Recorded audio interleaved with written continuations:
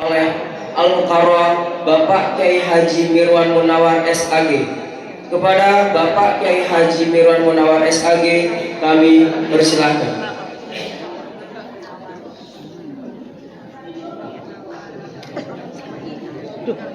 Nggak nyampe tongkat saya.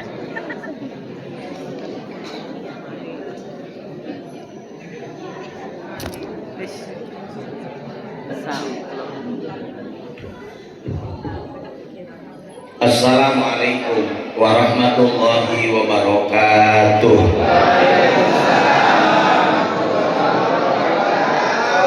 Bismillahirrahmanirrahim. Alhamdulillahilladzi arsala rasulahu rahmatan lil alamin. Asyhadu an la ilaha illallah wahdahu la syarikalah wa asyhadu anna Muhammadan abduhu wa rasuluh shadiqul wa'dil amin. Allahumma shalli wa sallim wa barik ala sayyidina Muhammad wa ala alihi wa ashabihi wa man tabi'ahum bi ihsanin ila yaumiddin. Amma ba'du. Yang mulia para alim ulama, para kiai, para ustadz, para kesepuhan yang kelihatannya udah mulai banyak yang sepuh yang saya hormati, ketua DKM, ketua panitia yang saya hormati, Bapak Lurah, Bapak Ketua RW, Bapak-bapak Ketua RT, Babinsa, Babin Kamtibmas yang saya hormati, Ketua Majelis Taklim, Bapak-bapak Ibu-ibu yang hadir pada malam ini, mudah-mudahan semuanya calon penghuni surganya Allah. Kelahiran Nabi Muhammad sesungguhnya diperingati oleh Nabi Muhammad itu sendiri. Seorang sahabat pernah bertanya kepada Rasul, "Ya Rasulullah, kenapa engkau puasa di hari Senin?" Apa jawab Nabi? "Karena aku dilahirkan di hari Senin." Jadi untuk mensyukuri kelahirannya, maka Nabi kemudian berpuasa. Emang Pak Nabi Muhammad lahirnya Senin, meninggalnya juga Senin. Kayak Nabi Adam diciptakan hari Jumat, meninggalnya hari Jumat. Jadi Bapak Ibu yang lahirnya hari Rabu, nah siap-siap besok ya. Lahirnya Rabu, meninggalnya ya Rabu ya. Tapi meninggal bukan miliknya orang yang udah tua, bukan. Karena meninggal makan berdasarkan nomor pilih, bukan nomor urut, ya kan? Dengan pemilihan wali kota kan begitu. Jadi ada yang tua kadang-kadang gak meninggal. Ijroil juga males nyebut nyawanya sama yang tua, kan? Gak ada perlawanan. Justru kebanyakan yang muda-muda. Ada yang sakit suaminya, yang meninggal istrinya. Ada kan? Sampai warga juga heran. Yang sakit suaminya, yang meninggal istrinya. Kepegelan ngurus suaminya. Makanya istrinya meninggal. Udah meninggal bapaknya, sehat terus. Nikah lagi. Sampai sekarang enggak meninggal ya. Nah itu jadi kalau meninggal mah itu mah ada urusannya dengan Allah. Nah, maka malam ini kita ingin mencoba untuk berbahagia dengan memperingati Maulid Nabi. Sebenarnya banyak cara orang memperingati Maulid Nabi itu. Boleh berbeda, tujuannya sama kok, mencintai Rasul. Ada orang Maulid Nabi baca sholawat, boleh. Kencang-kencang Pak, bid'ah. Jangan ngomong bid'ah. Hari Senin aja upacara nyanyi lagu Indonesia Raya, kencang-kencang di lapangan tuh bocah. Nggak ada yang ngomong bid'ah. Coba itu lagu itu sudah dilarang, ditangkap sama polisi. Pelecehan simbol negara gitu masalahnya. Orang baca Pancasila juga keras-keras, lagu upacara nggak dilarang. Ini ada orang Maulid Nabi baca salawat kencang-kencang, ngomongnya nggak ada dasarnya, ngomongnya bid'ah, nggak nyampe, kayak tahu aja dia nggak nyampe, ya kan? Biarin aja baca salawat kencang-kencang, namanya juga cinta Rasul. Ada yang baca berjanji bagus, itu kan cerita Nabi. Ada orang itu yang dikir Maulid bagus, ada orang yang sedekah, sedekah juga macam-macam tuh. Ada yang panjang, di sini ada panjang nggak? Oh nggak ada. Nah ini makanya mengikuti Nabi sih ya. Nabi kan orangnya sederhana, makanya Maulidnya juga sederhana ya, ngikuti Nabi ya. Padahal mengirit sebenarnya lah. Jadi ada gitu ya, orang Maulid Nabi itu kue aja dah, ngomongnya Pak Nabi sederhana katanya. Jadi ngadanya sederhana aja gitu ya. Ada juga dengan ceramah kita akan coba kajian bagaimana kehidupan Rasulullah. Mohon maaf ini Pak Lurah ya, saya nggak ngomong politik, enggak. Saya bukan orang politik, nggak ngomong ekonomi, bukan pakar ekonomi, ngomong pertanian, nggak punya sawah, kebun saya mah. Udah ini mau kita ngomong Nabi aja, ya. Udah mah ini mengingatkan doang sebenarnya. Apa sih keistimewaannya Nabi Muhammad itu? Pertama, beliau Nabi itu yang diberikan lapang dada. Lapang dada ini mahal Bapak Ibu. Ketika Nabi Musa akan berhadapan dengan Fir'aun, beliau tidak minta pasukan. Beliau cuma minta kepada Allah, diabadikan di dalam Al-Quran, suka dibaca sama bocah mengaji itu. Apa itu? Rabbis rahli sadri wa yassirli amri. Allah lapangkan dadaku, mudahkan urusanku. Jadi Nabi Musa mau berhadapan dengan Firaun, mintanya lapang dada. Nabi Muhammad kagak minta, dikasih. Makanya ayatnya suka kita baca. Apa itu? Alam nasrah laka sadrak. Bukankah kami telah melapangkan dadamu? Makanya kalau Bapak suka sholat di rakaat pertamanya alam nasrah, yang keduanya apa? Alam tarah. Berarti dia sholatnya dua alam, ya kan? Alam nasrah dengan alam tarah. Apa hubungannya? Alam nasrah itu menceritakan kehidupan Nabi Muhammad. Kalau alam tarah menceritakan peristiwa yang berkaitan dengan kelahirannya Nabi Muhammad. Makanya dua surat itu ada hubungan dan biasanya dibaca ketika kita melaksanakan ibadah sholat. Tolong ya Pak, belajar lagi. Kalau jadi imam itu lihat susunan mushafnya, jangan kebalik. Rakaat pertamanya alam taro, yang keduanya alam nasroh. Sah sholatnya, berarti imam gak paham susunan surat di dalam mushaf Al-Quran. Tolong ya Bu ya. Jadi kalau ibu alam nasroh, keduanya alam taro. Kalau ibu langganannya apa? Ina atau ina kan? Oh, kelihatan banget. Yang keduanya gak ada lagi tuh. Apa itu? Ulhuwallah. Atau ibu masih diajarin Pak Ustaz, teman-teman langganan banget dibaca. Kenapa Bu Al-Kausar dulu? Lihat mushafnya Al-Kausar dulu, baru nanti kemudian Al-Ikhlas. Jangan kebalik Pak sholatnya. Makanya jangan rakaat pertamanya Anas. Kalau bisa Al-Falaq dulu, baru yang keduanya Anas. Ini mah imam rakaat pertamanya Anas, yang keduanya apa? Shadaqallahul adzim. Ya, nggak ada lagi suratnya. Makanya saya lihat Pak, hebatnya Nabi Muhammad itu diberikan lapang dada. Jadi kalau ibu ingin sukses dunia akhirat harus memiliki lapang dada. Minta kepada Allah. Apa tanda orang lapang dada? Ridho menerima ketentuan Allah. Dan dia selalu husnudon kepada Allah. Makanya orang yang lapang dada mah hidupnya tidak akan banyak mengeluh. Coba kita baca riwayat. Nabi Muhammad dilahirkan dalam keadaan yatim. Nabi mah nggak ngeluh Bu, yatim. Terus waktu kecil yatim piatu. Tapi Nabi mah husnudon.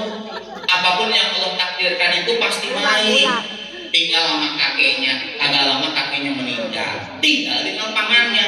Abu Thalib mah anaknya banyak, tapi miskin. Dari situ kan nanti belajar jadi pengembala kambing. Dan ternyata sukses.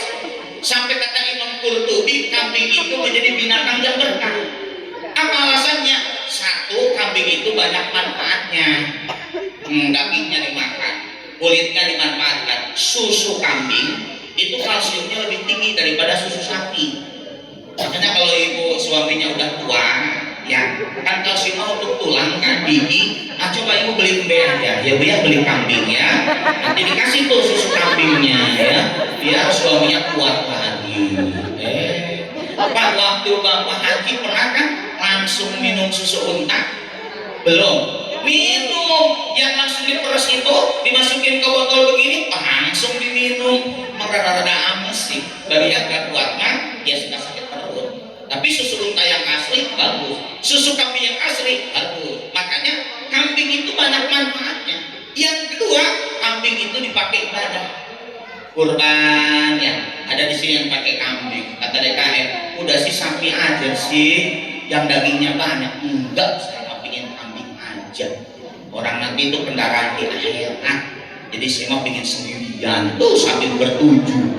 Anak perempuannya satu, laki-lakinya 6.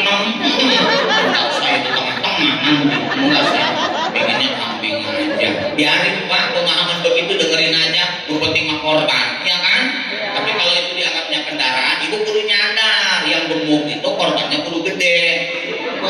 gemuk, embenya kecil, badan di akhirat. Entah orang kudu nyadar ya. Makanya kalau kurban biasanya ada yang pakai kambing, ada yang sapi, ada yang kerbau. Tapi akikah Pak harus pakai kambing. Akikah mah harus pakai kambing.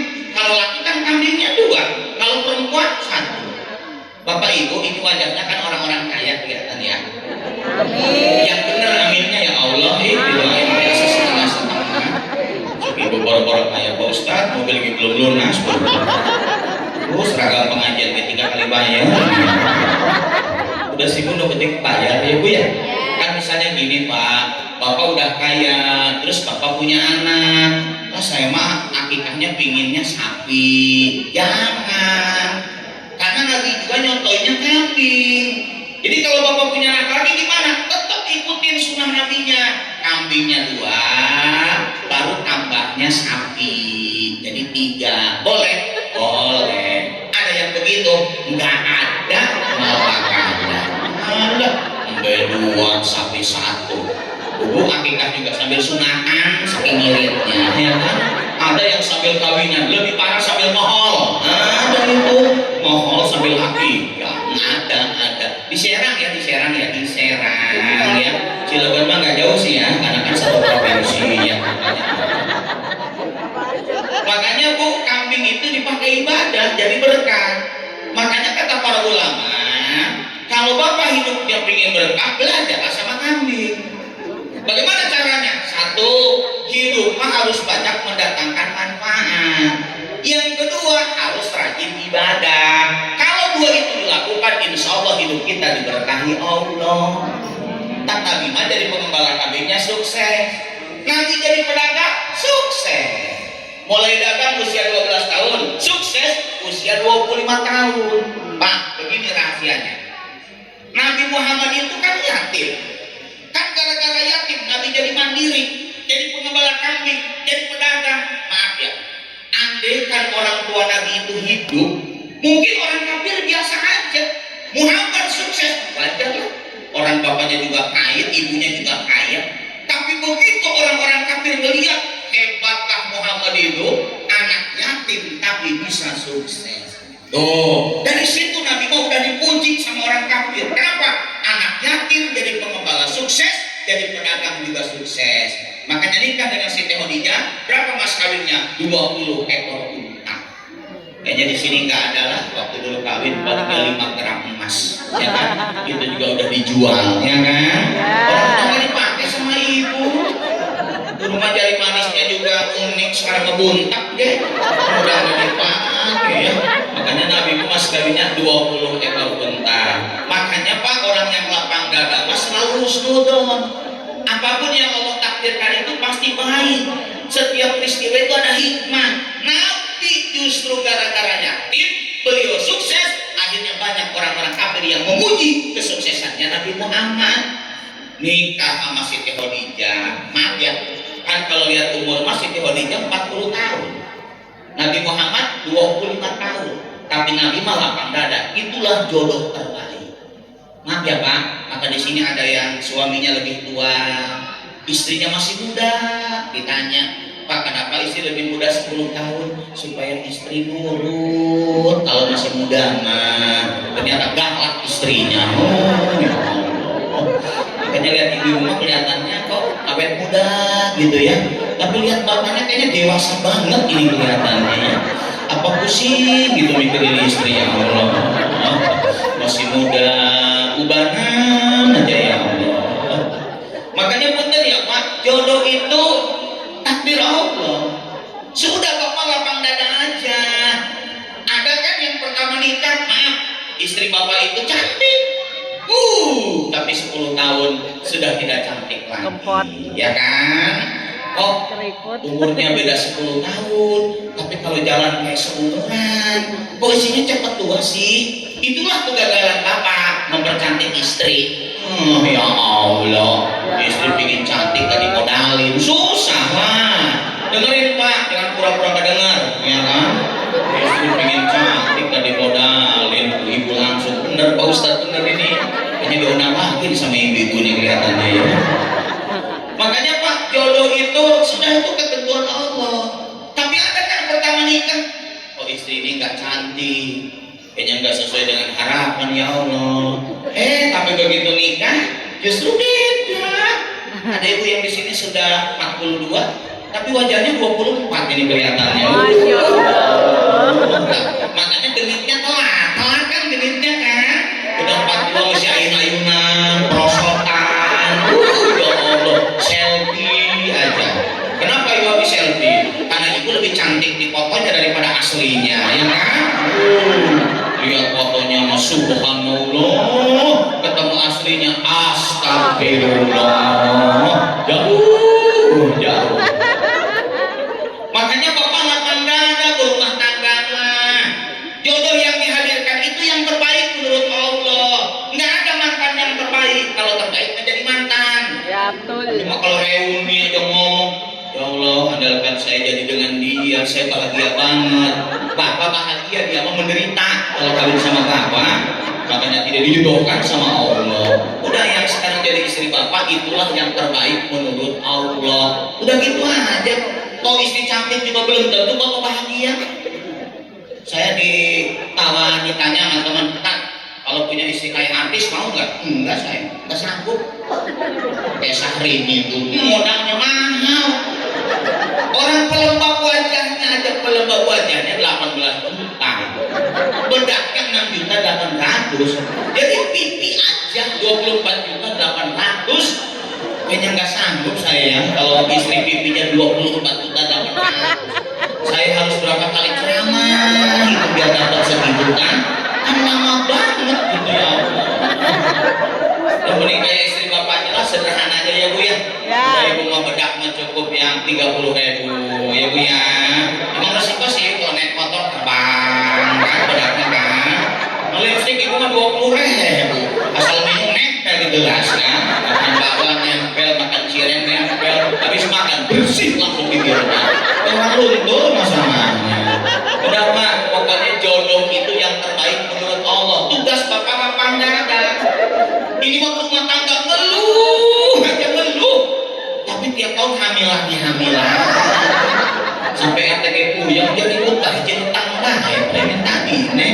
Tapi di sini mah gak ada ya. Gak ada lah orang lagi pengajian, makanya nggak ribut ya. Ribut tadi kayak ya. Emang saya ceramahnya begini. Yang ringan-ringan aja lah. Yang berat-berat makan sarapan gelombang sayur, makan bubur ayam, sekali makan daging 30 menit orang ompong masalahnya kan.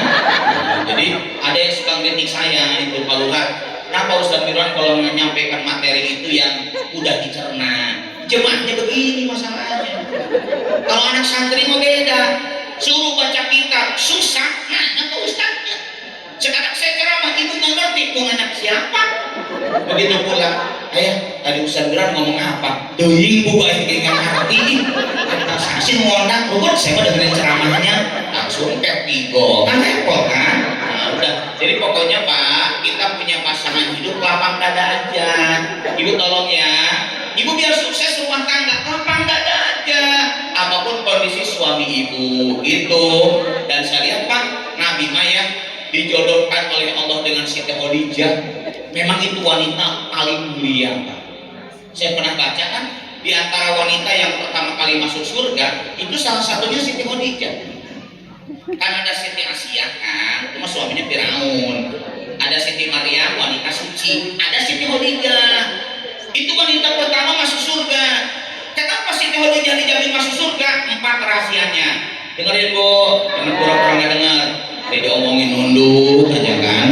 1, Siti Khadijah itu wanita pertama yang beriman kepada Allah dan Rasul. Renungkan kalimat saya. Siti Khadijah masuk surga itu bukan karena istrinya Rasul. Kenapa? Tidak setiap istri Rasul itu ke surga. Istri Nabi Nuh ke surga enggak? Enggak. Nabi Nuh itu Nabi Ulul Azmi. Istrinya maka ke surga. Kenapa? Sampai meninggal ditenggelamkan lewat tsunami. Istri Nabi Nuh tidak beriman kepada Allah. Istri Nabi ada yang ke neraka. Siapa Bu istrinya Nabi Nuh? Bu Nuh. Bu Nuh. Nggak ke surga Bu Nuh. Tapi Nabi Nuh itu sabar itu. Segitu istrinya jahat Pak. Dia mah sabar. Sampai sudah diserahkan kepada Allah, istrinya itu ditenggelamkan lewat tsunami. Tolong ya Pak, kalau bapak istri ada susah diatur, jangan dicerai, Pak. Jangan, nggak boleh. Sabar, coba tunggu tsunami aja dulu. Ya. Begitu ada tsunami, bapaknya yang meninggal. Atau istri nggak berubah. Jadi mohon maaf ya, tidak setiap istri Nabi itu ke surga. Istri Nabi lu nggak ke surga. Nah, jadi kalau saya baca riwayat, kenapa Siti Khadijah ke surga? Wanita pertama yang beriman kepada Allah dan Rasul. Makanya syarat masuk surga mah kudu beriman. Orang sebaik apapun sama manusia, kalau dia tidak beriman, nggak bisa dia ke surga. Yang kedua, Siti Khadijah itu wanita pertama yang sholat dengan Rasul. Artinya apa? Beliau beriman, yang kedua rajin ibadah. Kayak ibu ini kelihatannya alhamdulillah Bu ya, ibu merajin banget ibadahnya, ya Allah, ini calon ke surga ya. Jadi wanita berkelas surga ini kelihatan ya. Saya tadi sampai mikir gini Bu, tentang RT, ini malam Rabu ya, pada kerja, apa banyak yang hadir, tapi begitu saya kesini luar biasa. Emang ini wanita-wanita, bapak-bapak yang udah berkelas surga ini kelihatan. Amin. Padahal maaf ya, ada orang yang dekat ke masjid juga nggak datang. Iya, betul. Pak nggak datang, kedengaran dari rumah juga Ustaz ngomong. Tapi kan di rumah mah nggak mungkin serius ya Bu. Ibu-ibu di rumah, padahal rumahnya daster warna coklat, ya kan? Yang soek lagi sampingnya kan, rambut jadi kucir pakai karet gelang, ya Allah kan? Nah, jadi kalau di sini mah ibunya rapi gitu. Jadi ibu kudu beramal soleh. Yang ketiga, Siti Khadijah itu wanita yang memuliakan suami. Coba Pak ngaji psikologi ya. Ada 3 potensi istri itu suka ngelawan ke suami. 1, kalau istri itu cantik. Bapak yang istrinya cantik, hati-hati. Suka ngelawan. Diomongin juga, ya udah. Kalau udah nggak suka, udah bisa aja. Aku masih banyak yang nunggu. Ya Allah. Siapa sih yang nunggu ada temannya? Buku janda mas second murah. Ya. Jadi kalau istri cantik harus susah diomonginnya. Yang kedua, kalau istri itu pintar. Udah istri pintar, suaminya bodoh lagi. Aduh susah kan ngomongnya kan? Susah diatur. Yang ketiga, kalau istri itu kaya. Kalau istri penghasilannya lebih tinggi dari suami, susah ngomonginnya. Tapi Siti Khadijah mah gak begitu. Lihat Siti Khadijah, orangnya cantik. Ya gak kebayang lah, wanita tercantik terakhir di dunia itu Siti Fatimah. Kenapa cantik? Nabi Muhammadnya ganteng, Siti Khadijahnya cantik. Jadi anaknya cantik. Karena wajah mah gak bakalan jauh dari ibu bapaknya, gak bakalan jauh. Coba ibu lagi hamil baca surah Yusuf, biar apa? Anak gagah kayak Nabi Yusuf, mual bakal. Lihat suami punya ganteng enggak? Ya Allah lah. Nah wajah mah turunan wajah mah. Jangan salah niat tuh kalau hamil baca surah Yusuf itu harusnya begini. Dengan berkahnya surah Yusuf, semoga anak saya terhindar dari perzinahan. Boleh gitu mah. Namanya ngambil berkah. Hari ganteng mah mau apa? Kayaknya ya Bu ya. Nah makanya saya lihat Siti Khadijah itu cantik Pak, awet muda. Coba waktu Nabi Ananus ke Gua Hiro, siapa yang ngantar makanan ke Gua Hiro? Siti Khadijah. Nabi umurnya berapa? 40 tahun. Siti Khadijah 55. Wah, ke Gua Hiro. Berarti awet muda. 55 ya. Jangan bandingkan dengan istri Bapak 55. Oh beda banget ya kan. Makanya Siti Khadijah mah udah cantik, awet muda. Terus pinter atau ahli dagang gitu. Pinter, kaya banget. Tapi beliau mah Bu, orang yang bisa memuliakan kepada suami. Dari mana riwayatnya? Nabi kan pulang. Terus Siti Khadijah mah cerdas, bisa membaca bahasa tubuhnya suami. Akhirnya Nabi Muhammad lapar nih, dia langsung ke dapur tuh Bu, nggak nyuruh pembantu. Masak tuh, Jibril datang, ya Rasul, sampaikan salam ke Siti Khadijah. Ada salam dari Allah, salam dari saya. Siti Khadijah sudah disiapkan istana di surga. Bu, itu Siti Khadijah loh, istri Nabi, nggak aleman. Ibu istri siapa? Iya alemannya. Alemannya beneran. Suami pulang jam 5, Mak, kopi. Di pojok sini, pojok tuh tinggal duduk aja. Aleman nih, orang ngomongnya lagi TikTok. Ya Allah. Makanya banyak suami yang ngebatin dia aja tua meninggal aja ya Bu. Punten ya ibu, walaupun ibu bekerja, kalau udah urusan suami mah jangan nyuruh pembantu. Dia mah yang bikin nasi goreng pembantu, yang bikin kopi pembantu. Nanti yang ke surga suami sama pembantu. Istrinya nyambut di mana? Coba. Itu wajar pula si Teo dijemput ke surga itu wajar itu. Kenapa? Itu memuliakan suami. Makanya Bu, yang mahal itu dapat ridho suami, bukan izin suami, ridho suami. Jadi kalau ibu melakukan dapat ridho suami, tandanya ibu memuliakan suami. Gitu. Nah kan ada yang suka begini, ayah hari Minggu panjang sih ayah nih, teman-teman mama juga panjang, kita ngumpul di sana. Apa kata suaminya? Si mah dan ayah mah ya males aku dah ke pantai mah, si ayah ngilangin stres, ayahnya nggak stres masalahnya, mama aja yang stres kali ya. Ya udah, mama pergi sendiri. Aku ingat, ibu pergi kalau tidak ridho, walaupun itu silaturahmi, itu reuni, tapi tidak ridho, ibu nggak dapat pahala, nggak dapat pahala. Orang suaminya nggak mau, mah ayahnya pengen istirahat, ngapain sih? Lihat pantai, indahnya pantai itu tidak ada apa-apanya dibandingkan dengan menatap wajah mama. Oh, padahal nggak ada duit di rumah. Jadi dimuliakan bu suami itu, cuma ada yang ke pantai, nggak izin lagi ke suami. Terus aja, udah nyampe di pantai, kata temannya, udah izin? Belum. Izin dulu, minta ridho, baru telepon. Ayah. Mama lagi di pantai, nih rame nih, mau naik banana, mau izin ayahnya, dadah, ya dadah. Suaminya nggak ulang aja di rumah. Udah amat minta izin, dadah. Apa mau kecemplung di laut ya katanya? Jangan-jangan dadah terakhir kayaknya dia mau meninggal kayaknya.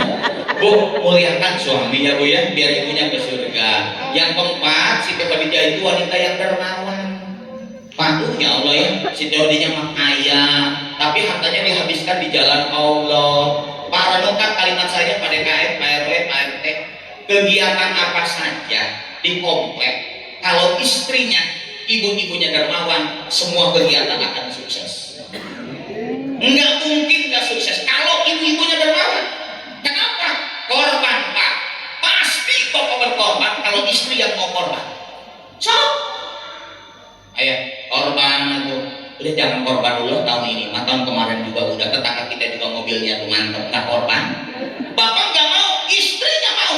Ayah, emang ada jaminan tahun depan masih hidup? Korban aku takut kita nggak ada umur. Nah, karena ibu yang kepengen pasti korban. Sekarang dibalik, istri ingin korban, punten ya bu, jadi dibalik tuh.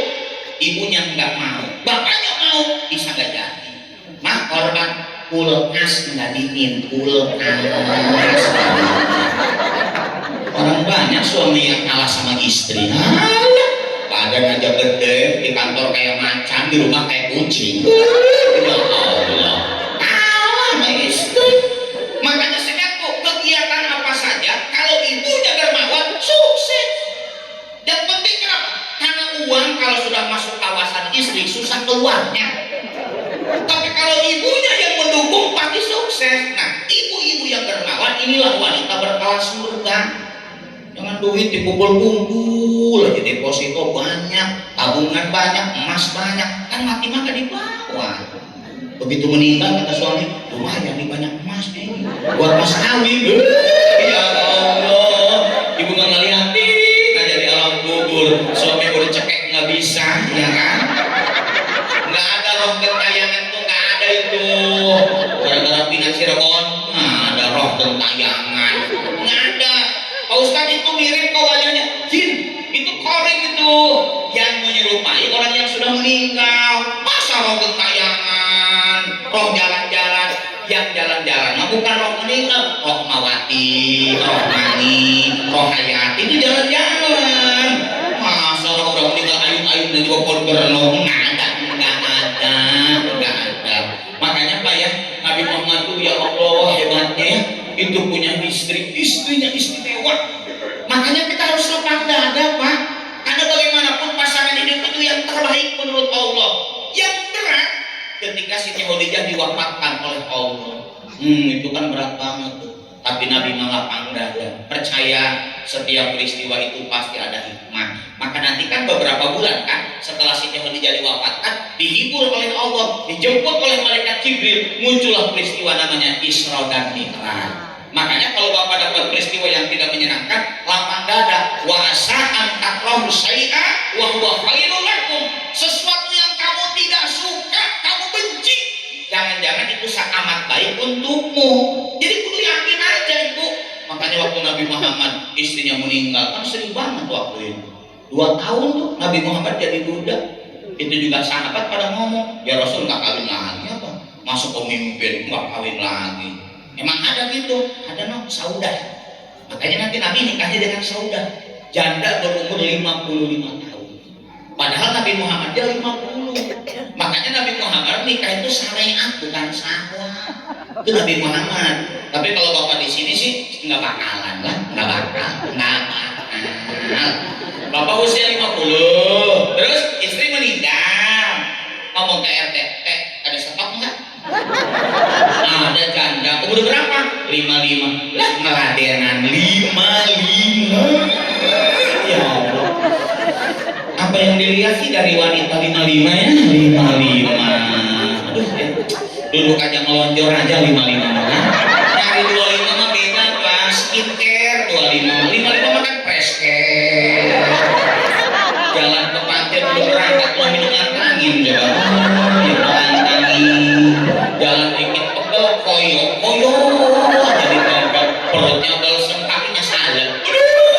Ya Allah, udahlah kayaknya 55 mah kayak gimana ya, 55 ya 55. Makanya Nabi mah bukan syahwat, pak, syariat menyelamatkan janda gitu. Jadi tolong Pak ya, kita berumah tangga itu harus lapang dada. Nabi dipindah tugaskan, yang tadinya tugas dakwahnya di Mekah harus pindah ke Madinah. Maaf, sebenarnya kalau kita bicara naluri, semua orang akan berat tuh. Nabi kan dilahirkannya di Mekah kan? Tapi dengan perintah Allah suruh pindah ke Madinah. Tapi Nabi mau lapang dada, pasti ada hikmahnya.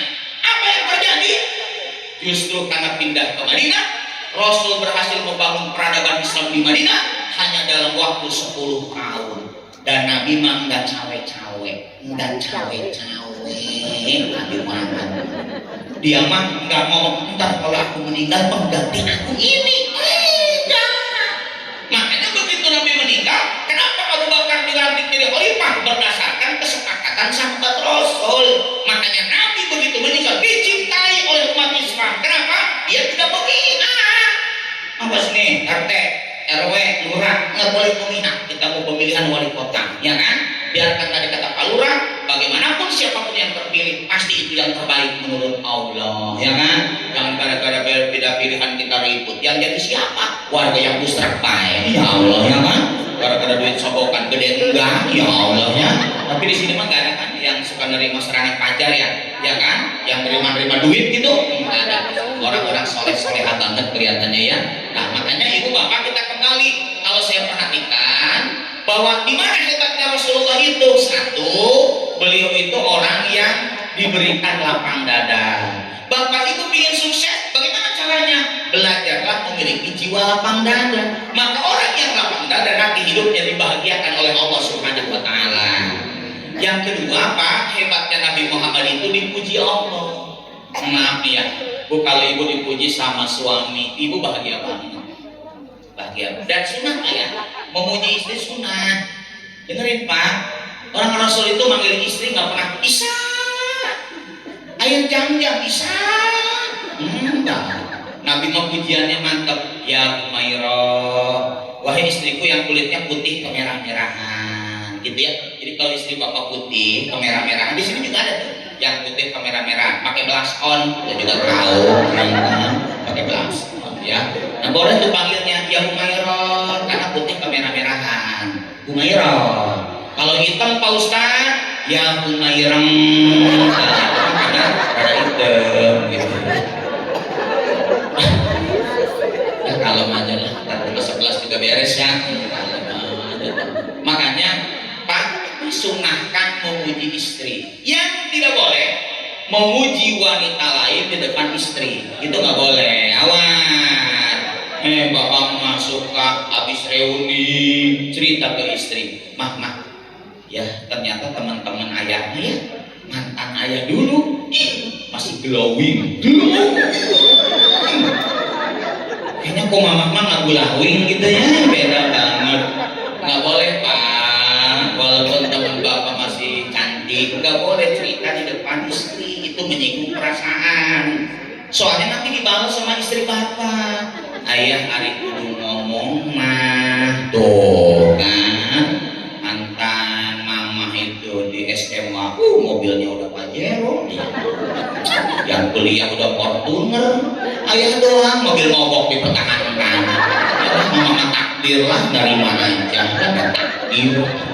Makanya pak, kita dianjurkan memilih istri, apalagi begini, surganya perempuan itu adanya di telinga. Jadi wanita itu paling senang dipuji. Kalau surga laki-laki ada di mata tuh. Makanya bapak-bapak mah kalau melihat wanita cantik senang, karena surganya ada di mata. Nggak percaya, ibu jalan sama suami, ada yang lebih cantik, lirik suami ibu. Dan itu normal.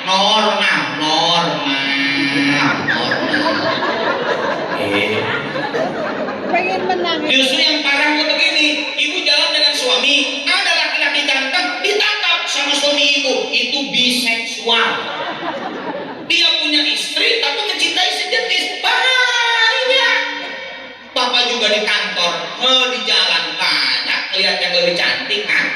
Coba imannya kuat bu, walaupun banyak yang cantik, tidak pernah bapak jatuh cinta ke wanita yang cantik. Kenapa? Yang cantiknya nggak demen ke suami ibu, makanya udah kalem aja nih, jangan takut-takut amat hidupnya bu. Nah, makanya pak, Nabi Muhammad itu hebatnya itu kan dipuji Allah.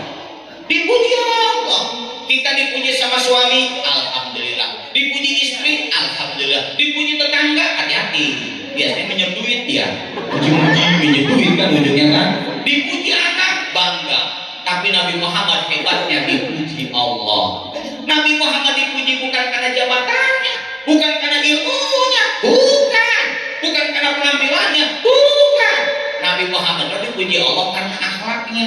Wa innaka la'ala khuluqin adzim. Sesungguhnya engkau wahai Nabi Muhammad memiliki akhlak yang sangat agung.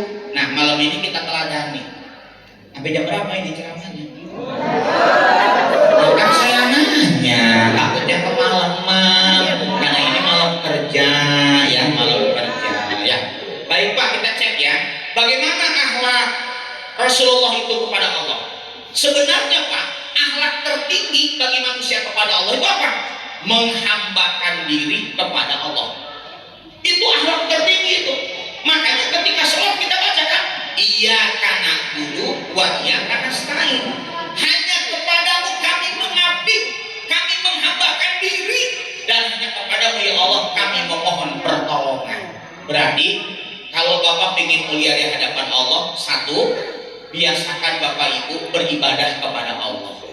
Siapa yang ibadah, nanti dia akan dimuliakan Allah.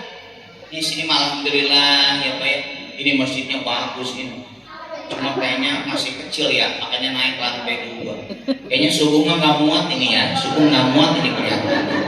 Orang malam-malam aja sampai luar ya, ada apa lagi besok subuh? Kayaknya sampai luar ini semua sendalnya kayaknya ya, di luar. Ya. Ini biasanya gitu. Bu, saya lihat Nabi Muhammad emang mantap, emang benar ibadahnya. Coba, kalau sholat wajib udah jangan diomong. Tapi hebatnya Nabi Muhammad, tiap malam tahajud. Sampai istrinya nanya, ya Rasulullah kenapa sih tiap malam tahajud? Engkau mah dijamin masuk surga. Apa jawabannya? Aku ingin menjadi hamba yang pandai bersyukur. Jadi Nabi Muhammad mulia kenapa bu? Rajin ibadah. Berarti kalau ingin mulia, biasakan ibadah. Untuk apa kita ibadah? Satu, supaya hati kita lembut. Pak, cok jangan jauh-jauh. Bapak ke masjid, anak-anak ke masjid, ibu ke masjid pengajian. Kalau ada anak kecil ribut di masjid, jangan dimarahin. Ribut dimarahin. Kenapa ribut? Bapaknya nggak ke masjid. Makanya ribut tuh bocah.